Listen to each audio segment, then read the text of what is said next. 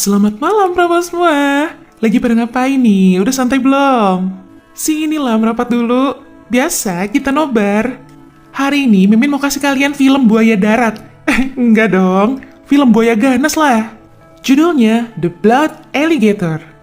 Nyeritain tentang seorang ilmuwan yang bergabung dalam sebuah ekspedisi setelah dia tahu kalau tunangannya diserang sama buaya ganas. Nah, buat nama-nama pemainnya, nanti Mimin kenalin sambil berjalan aja ya. Oke, sebelum lanjut ke alur cerita lengkapnya, boleh dong klik tombol subscribe-nya dulu. Gratis kok. Kalau udah, yuk langsung aja kita ke alur ceritanya. Wah, ada anak kecil lagi main sendirian nih di pinggir sungai. Lagi seru-seru main, tiba-tiba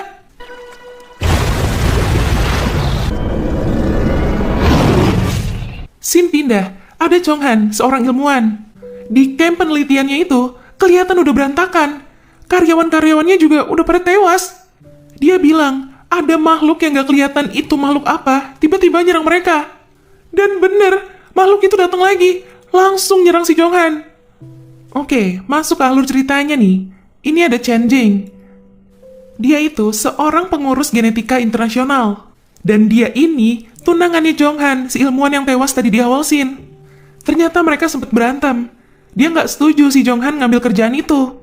Karena penelitian itu tuh ilegal, bahaya juga.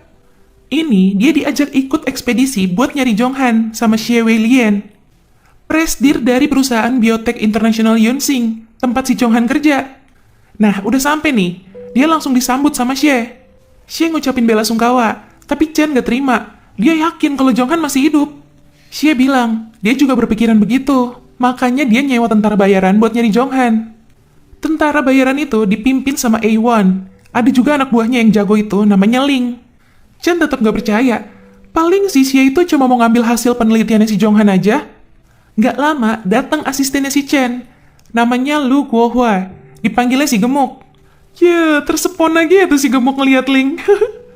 Ini mereka mau langsung OTW ke lokasinya. Di perjalanan, si Gemuk nemuin artikel tentang perusahaan ini tuh neliti buaya buat diuji darahnya. Agak panik sih ya, karena itu pasti bahaya banget. Mereka udah sampai di muara sungai Gengnilo. Dari sini mereka lanjut naik kapal.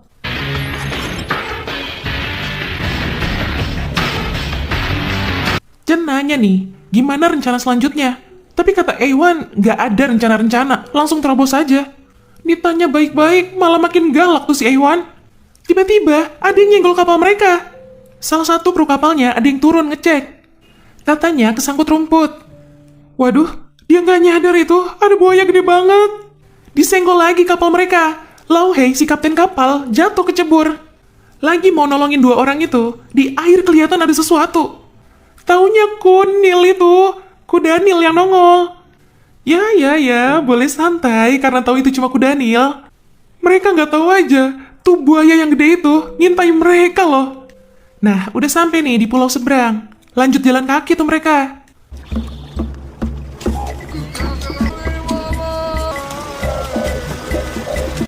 Siapa tuh di atas pohon? Pakai ghillie suit lagi kayak mau perang. Mereka nggak ada yang nyadar. Ini tiba-tiba ada peringatan gas berbahaya di alatnya si Chen. Mereka pada disuruh pakai masker. Kan? Pingsan kan? Nggak dipakai si maskernya. Chen nyoba ngasih pertolongan. Dia bilang, harus ada yang jaga orang ini. Si A1 bodoh amat dong. Malah lanjut jalan. Pas Chen marah, dia nyuruh dua anak buahnya buat bawa orang itu. Taunya bukannya dibawa ke tempat aman, malah mau dibunuh. Tapi tiba-tiba orang yang tadi di atas pohon itu datang nyelamatin orang itu. Oke, sekarang udah sampai nih di campnya si Chonghan. Di situ ada satu tenda. Jiang, anak buahnya si A1, disuruh ngecek. Pas dibuka, taunya ada aligator di dalamnya. Langsung ditembakin. Udah nih, udah aman. Chen sama si Gemuk masuk ke lab. Ada jejak kaki loh, itu gede banget. By the way, ada yang aneh nih. Hard disk laptopnya tuh nggak ada. Kayak diambil orang gitu. Ini si Ling datang ngasih tahu kalau dia nemuin kuburan dari karyawan-karyawan campnya. Udah digali dan dicek jasadnya satu persatu, nggak ada jasadnya si Chonghan. Di sini Ling ngasih tahu lagi ke A1, katanya barang yang mereka cari nggak ada di sini. Wah, apa ya yang dicari sama mereka sebenarnya? Chen sama si Gemuk balik duluan ke camp. mereka ngecek jejak kaki yang gede itu tadi. Kalau dilihat dari jejak kakinya, kemungkinan tuh makhluknya lebih dari 15 meter gedenya. Makin panik lah ya. Chen minta buru-buru mulai nyari Jonghan. Dan karyawan lainnya mungkin juga ada yang masih hidup. Tapi A1 bilang, besok aja. Udah capek kalau sekarang. Kan ngeselin ya. Malam itu, si Lau Hei sama kru kapalnya nunggu di pinggir sungai. Dia baru sadar itu, salah satu krunya ada yang nyelam kok, nggak naik-naik lagi. Dia suruh naik tuh. Yang muncul malah aligator yang gede banget itu. Si Lau Hei berusaha kabur. Sampai akhirnya, dia kira udah aman. Pas dia ngecek ke sekitar, tiba-tiba muncul lagi tuh aligator nyaplok dia. Ini si Chen ngecek-ngecek data di laptopnya Jonghan. Dia bisa nyimpulin kalau mereka tuh lagi neliti genetika aligator. Chen jadi kepikiran, jangan-jangan mereka tuh lagi nyoba memodifikasi gen aligatornya. Dia langsung nyuruh si Gemuk buat nyimpen barang-barang ini semua, buat barang bukti ke polisi.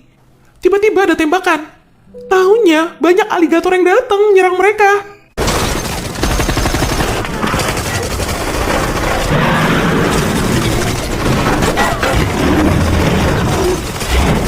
A1 coba ngubungin Lau Hei.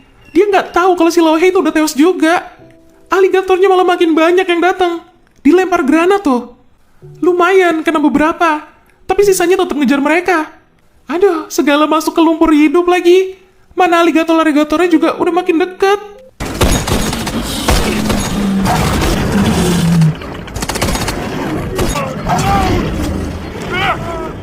Tiba-tiba ada yang datang nolong mereka. Dilemparin gas feromon langsung pergi tuh aligator-aligatornya. Ternyata yang nolong mereka itu orang yang tadi di atas pohon. Mereka diajak ke rumahnya buat berlindung malam itu. Wih, rumahnya aja dipasangin perangkap tuh.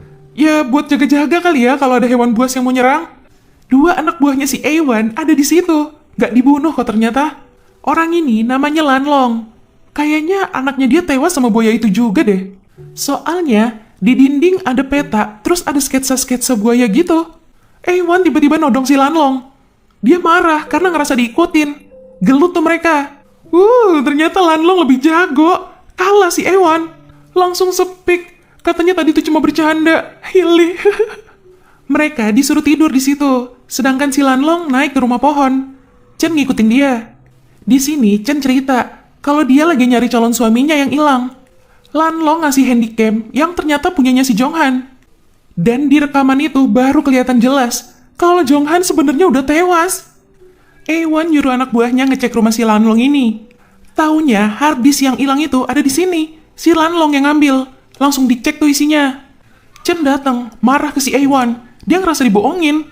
Si A1 itu cuma disuruh sama Xie buat ngambil hasil penelitiannya aja. Bener dugaan dia. Chen langsung ngerebut harddisknya, terus dibakar. Biar penelitian ini nggak bisa dilanjutin.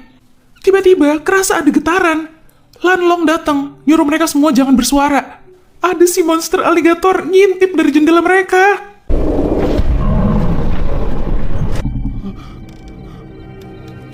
Ya ilah, segala kesenggol lagi tuh. Jadi nyala kan? Langsung nyerang udah. Mereka kabur. Pas tuh monster aligator nerobos masuk, Lanlong mutusin tali buat ngeledakin peledak yang dia tanam di sekitar rumahnya. Tapi nggak mempan. Kabur tuh monster aligatornya. Yang ada malah si Lanlong jadi kena tusuk. Lanlong masih nyoba ngejar. Tapi akhirnya dia nggak kuat, pingsan. Besok paginya, dia nemuin barang-barang dari Chen dan yang lainnya udah berserakan. Taunya mereka semua ditangkap sama orang-orang suku pedalaman.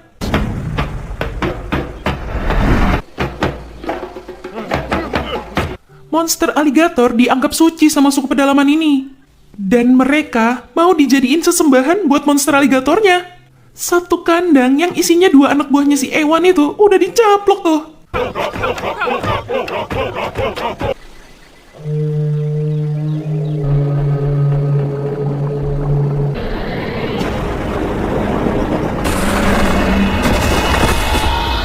Pas mau lanjut ke kandang yang kedua, Lanlong datang. Dia ngasih tahu ke si kepala suku kalau mereka itu teman-temannya dia.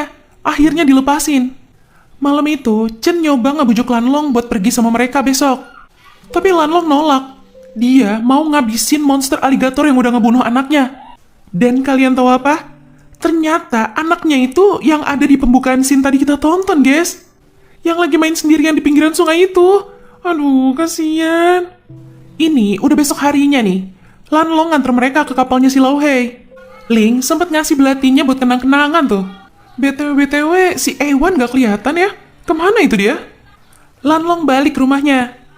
Ada si Ewan sama beberapa tentara lainnya udah nunggu dia di situ. Si Ewan lihat tuh, ada belatinya si Ling. Itu belati sebenarnya punya dia. Dulu, dia kasih itu ke Ling pas dia nemuin Ling masih kecil. Wah, nongol tuh si Xie. Jadi dia tuh yang bawa tentara tambahan. Tujuan dia kesini mau nangkep monster aligatornya buat diteliti lagi. Di sisi lain, Ling dapat notif kalau ada keadaan darurat. Mereka langsung balik tuh. Lah, itu si Ewan punya alat yang buat manggil monster aligator punyanya si kepala suku loh. Berarti suku pedalaman itu udah dihabisin kali ya sama mereka. Dipanggil tuh sama dia. Dan bener, gak lama datang tuh monster aligatornya. Ngamuk itu, banyak yang tewas.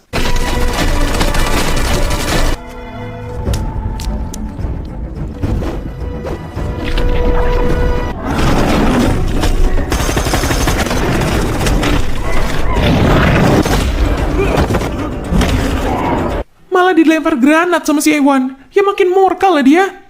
Ewan akhirnya tewas dicaplok.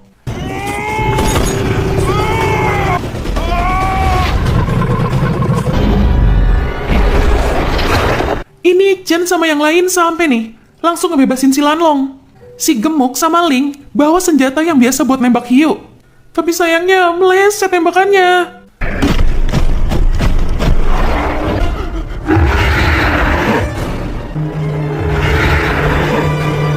Chen ngasih tahu ke Lanlong, ada racun di panah tadi itu. Lanlong langsung ngambil panah itu, terus mancing si monster aligatornya. Ngambil lancang-lancang nih. Pas tuh monster aligator mangap, dilempar panah ke mulutnya.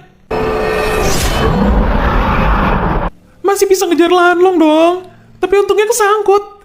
Lama-lama, tuh monster aligatornya melemah, karena racunnya udah bekerja. Udah mau ditusuk tuh matanya, tapi dicegah sama Chen. Dia juga tiba-tiba kebayang anaknya, megangin jari dia, nahan dia juga. Akhirnya tuh monster alligator mati dengan sendirinya. Lah, itu Xie masih selamat tuh. Dia mau ngambil sampel darah dari monster alligatornya itu. Taunya belum mati. Tewas juga tuh Xie dicaplok. Di akhir scene, mereka otw pulang nih. Lanlong juga akhirnya ikut sama mereka. Lanlong ternyata punya data cadangan dari harddisk yang kemarin dibakar itu. Dikasih deh tuh ke si Chen. Tapi sama Chen langsung dibuang. Dia nggak pengen nantinya ada penelitian-penelitian kayak gini lagi. Ya, itu tadi alur cerita dari film The Blood Alligator. Wah, seru banget sih ini asli. By the way, monster aligatornya masih hidup ya. Aduh, ngeri banget.